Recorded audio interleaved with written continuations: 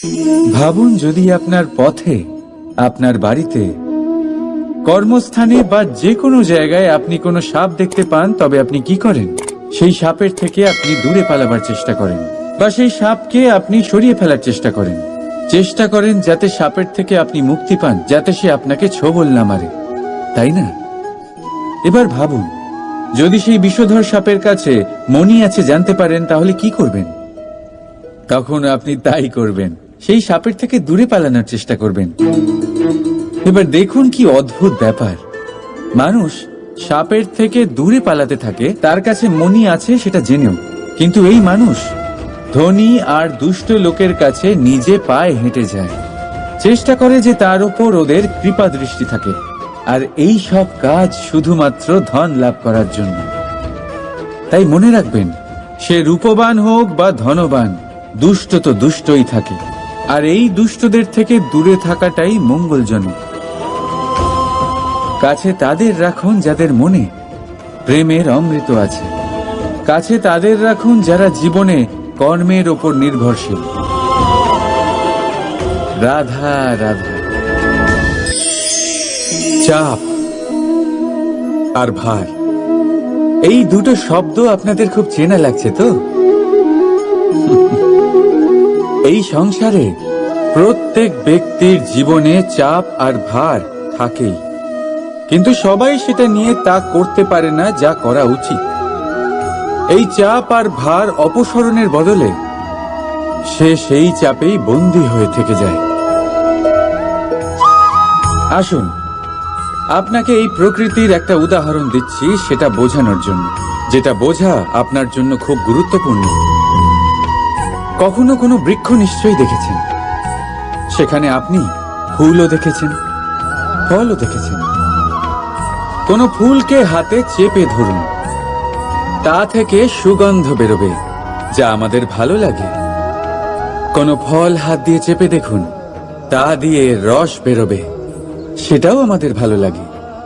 অর্থাৎ চাপ আর ভার আমাদের জীবনে যে কোনো পরিস্থিতিতে, যে কোনো সময়, যে কোনো মুহূর্তে আমাদের ভাঙার জন্য নয়, এ আসে আপনাকে এটা জানানোর জন্য যে আপনাকে নিজেকে আরো বেশি প্রেরিত করতে হবে, আরো বেশি পরিশ্রম করতে হবে, আপনাকে সর্বশ্রেষ্ঠ হতে হবে।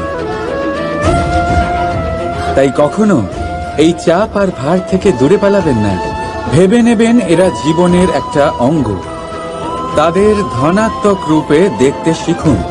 যদি এটা আপনি শিখে নেন, তাহলে বিশ্বাস করুন, আপনার আসল বিকাশ এখান থেকেই শুরু হবে। রাধা রাধা। এই জীবনে মানুষ শুধু তিনটি জিনিসের পেছনে ছোটে: ছায়া অর্থাৎ সঙ্গী সম্মান, কায়া অর্থাৎ সুন্দর বলিষ্ঠ শরীর, আর তৃতীয় হল মায়া অর্থাৎ ঐশ্বর্য।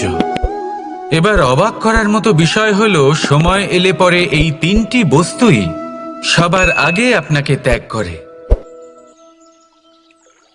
অন্ধকারে ছায়া আপনাকে ত্যাগ করে, বার্ধক্যে কায়া আপনাকে ত্যাগ করে, আর অন্তিম সময়ে মায়াও আপনাকে ত্যাগ করে।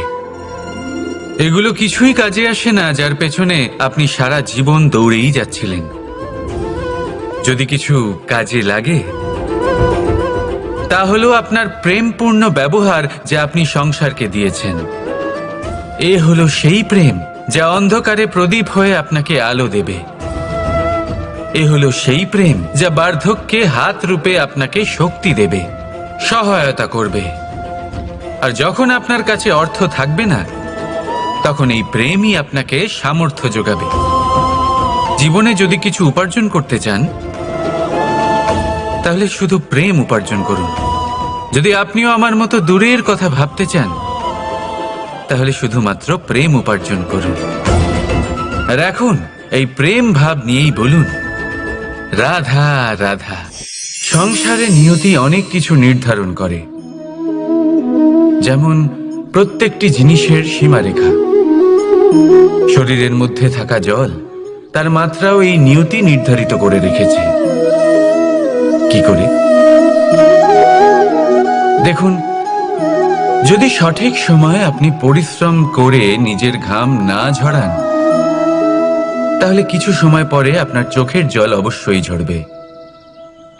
কারণ সবকিছু যদি ভাগ্যের জোরে পেয়ে যাওয়া যায়, তাকে কর্মের দ্বারা সামলে রাখতে হয়।